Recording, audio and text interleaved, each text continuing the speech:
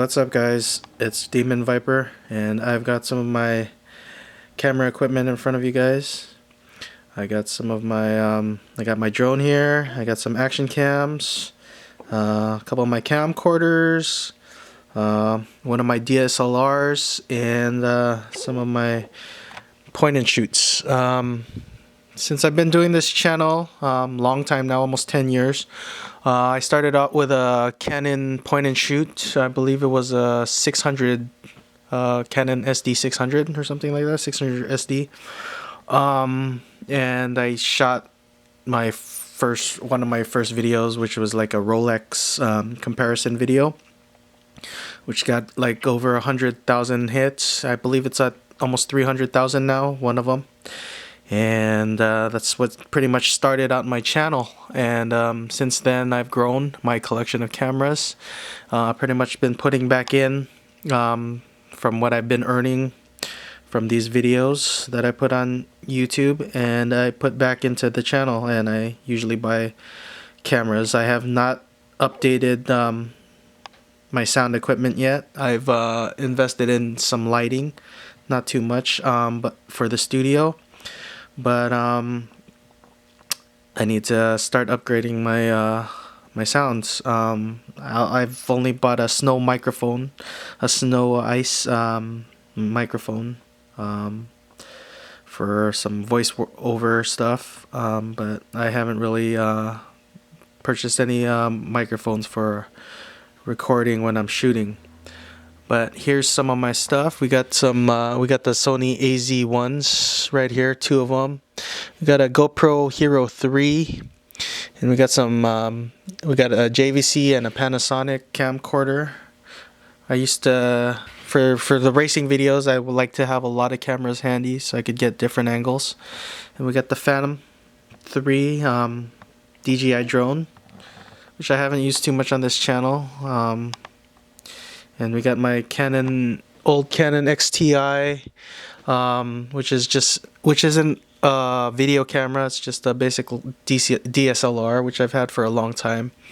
I used to shoot a lot of my car shows with that. Here is one of my favorite point and shoots. This is a Sony TX20, and this was a great camera when Jonah was young because it didn't have a protruding lens. I could put this in my pocket when he was young and I wouldn't have to worry about it breaking. And then I moved up to the TX30, and this was a great camera too, but unfortunately the locking mechanism for the battery locked up, or broke. A piece of the plastic broke off this part, and I need to replace that if I want to shoot underwater and stuff, which kind of sucks because these are supposed to be these are waterproof up to 10 feet. There's these two cameras are supposed to be pretty rugged, and from what I got from them, they weren't rugged, but they were great cameras for shooting, especially YouTube videos. These were both 1080p. Actually, all these are 1080p. I don't have any of my old Canons to show you guys. They're in storage somewhere, and I don't want to dig through them. And here's my iPhone. I do been doing a lot of recording on this. It's handy. Got a external battery pack, or a battery pack case for it, which is nice when you're on the go. And we just picked this up, the Sony a6300, which is brand new, and this shoots at 4K and has awesome autofocusing, especially for videos. So this is our new camera for the channel. It also shoots in slow motion 1080p, which is awesome. I've been using my iPhone for slow motions, but it's only at 720p for the slow motion, but that's 1040 frames per second. This is shoots at 120 frames per second in slow-mo, at 1080p, which is pretty cool. But it does shoot 4K, which I'm excited about. I haven't touched 4K yet. This is my first 4K camera, and it, from what I see, it shoots great pictures too. So let's go ahead and take a look. Got the warranty information, all that in here. Let's go past that for now, and let's check out the camera. It's a nice magnesium body. I bought the kit with the lens. So there you have it. It has a, I believe, what is it, 16 to 50 millimeter kit lens. This is the same lens that was with the a6300, which doesn't have the 4K. So this is a nice built camera. It feels really sturdy. Well, right now I'm shooting with a Canon T4i, which I've been using a lot lately for a lot of this work. I have a lot of Canon lenses for this, so yeah, I've been using a Canon T4i, which I'm using right now. But so here is the Sony a6300. I made my jump to Sony. I was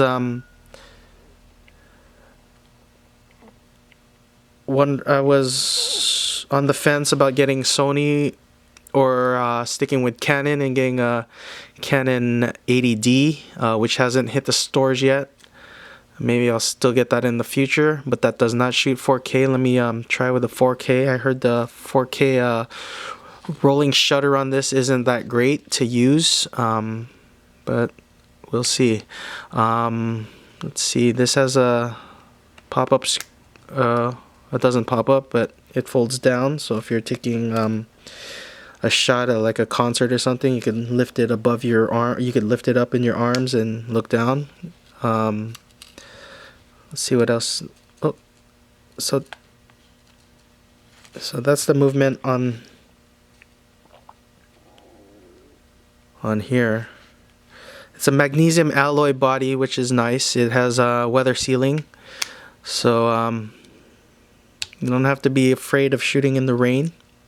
My recent vacation in Australia, I was a little weary about shooting in the rain because I was in New Zealand during a cyclone, and I was outside at the Hobbiton movie set, and it was raining.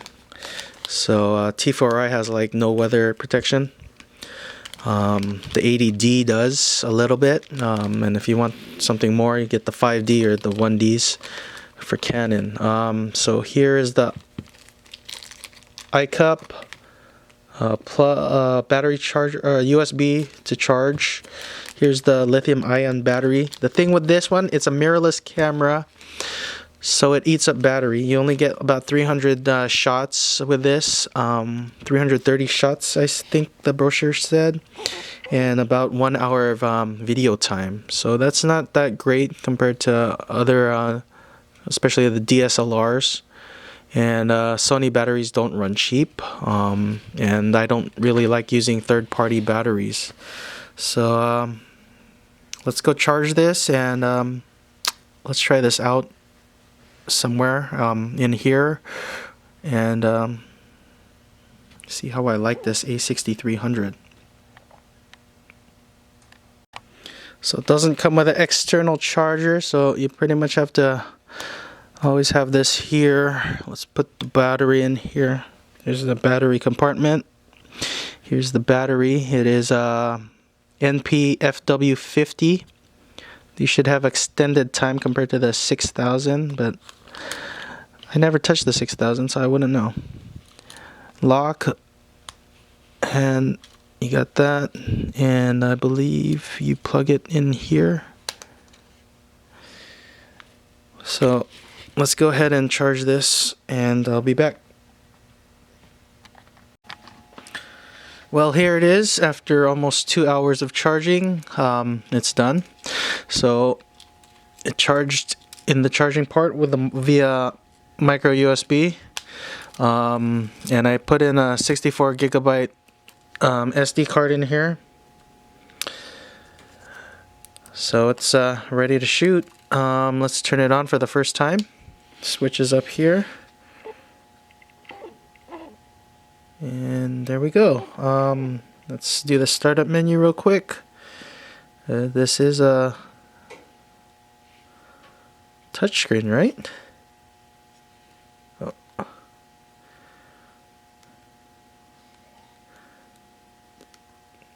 I'll set this up later. And this is NFC and Wi-Fi compatible. I do not have an Android phone, so I won't be able to use the NFC functionality, but I will be able to use the Wi-Fi, which I use on the Sony AZ1 action cams. So here we go. Let's take a picture real quick.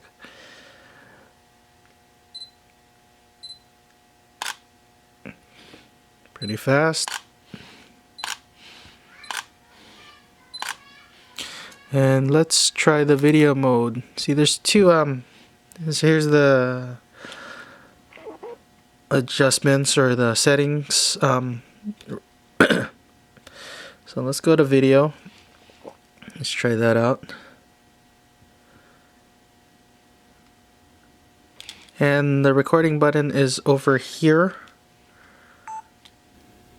So right now I am shooting at AVC SHD at 60p. I don't believe this is the 4K. I will switch it to 4K. Let's see the menu. Alright, let's check out the shooting menu. Up here's menu.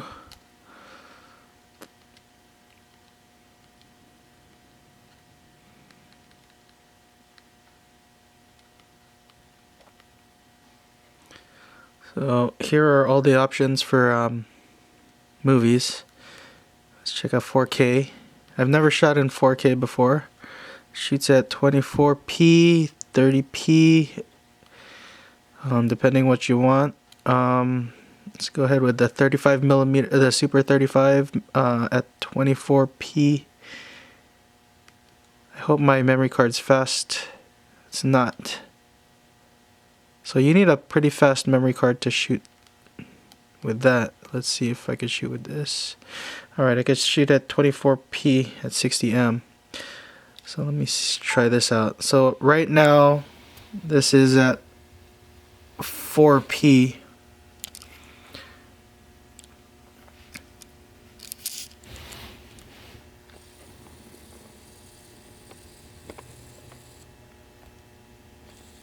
Focus is pretty quick, and it seems very quiet.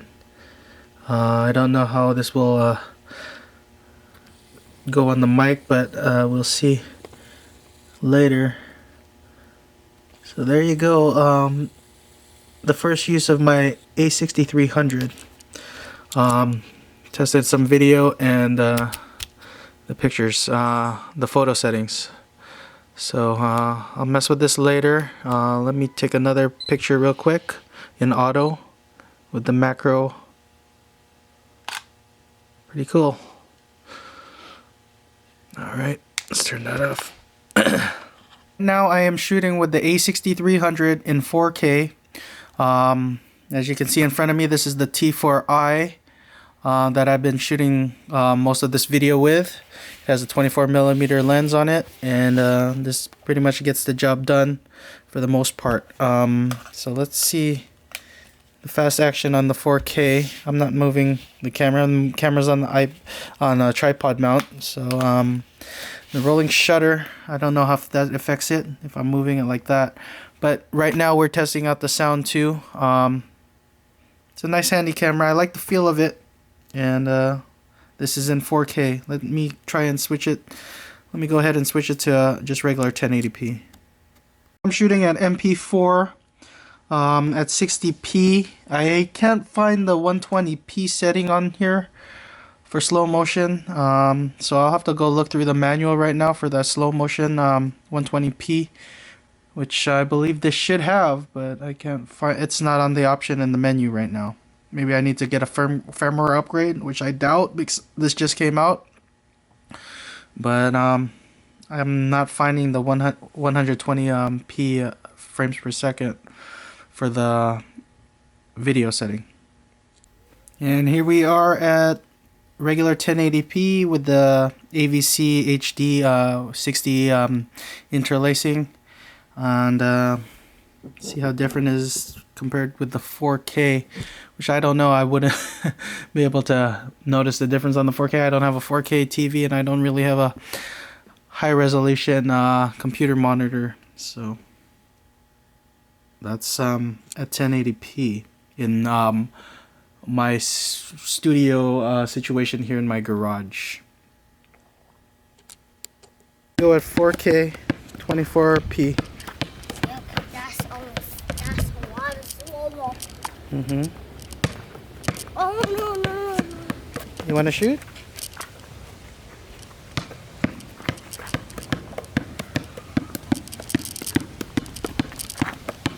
I think.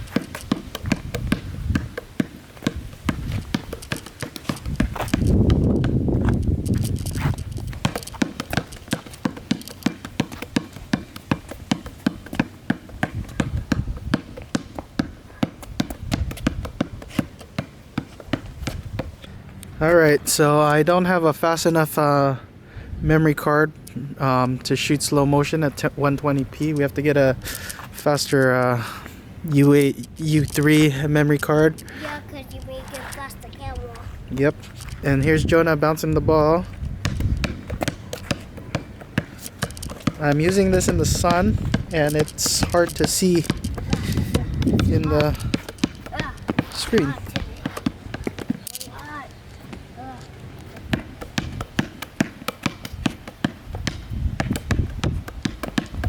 Alright, this is at 1080p Camera. 60i.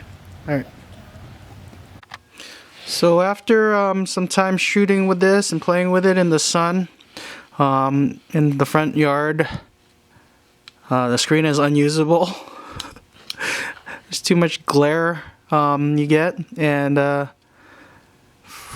need new memory cards to do the higher speed or the shooting, the UHS-1 U3 compatible memory card for the higher res 4K and the 120p. So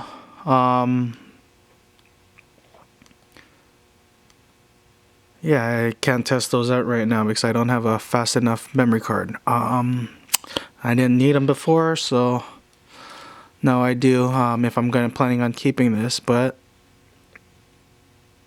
I don't know, that 80D's still looking pretty good in the picture after this really shiny screen. Check that out. You can't see anything when you're shooting in the sun. It's about 3 o'clock right now here in California in spring. So the sun is still up high, and it's just not ideal to be shooting this with the viewfinder or with the monitor. I guess this is called the optical thing is the viewfinder now.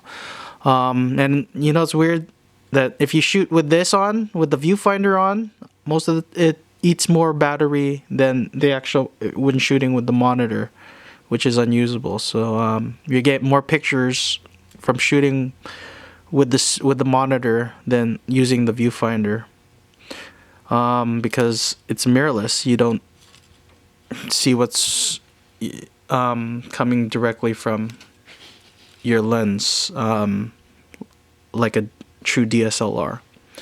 So there you have it, the Sony a6300. In the coming days, it's Easter week right now. It's Easter weekend right now. I'll be testing this out at the Easter egg hunt, and put more about this in a couple days. Now I'm really curious on how well it will do at the Easter egg hunt, since I don't have a tilting screen like my T4i, which gets rid of a lot of the glare if you put it at different angles without sacrificing your video. So there you go, the A6300 unboxing. I really like what this shows on paper, but let's see how it does in the real world.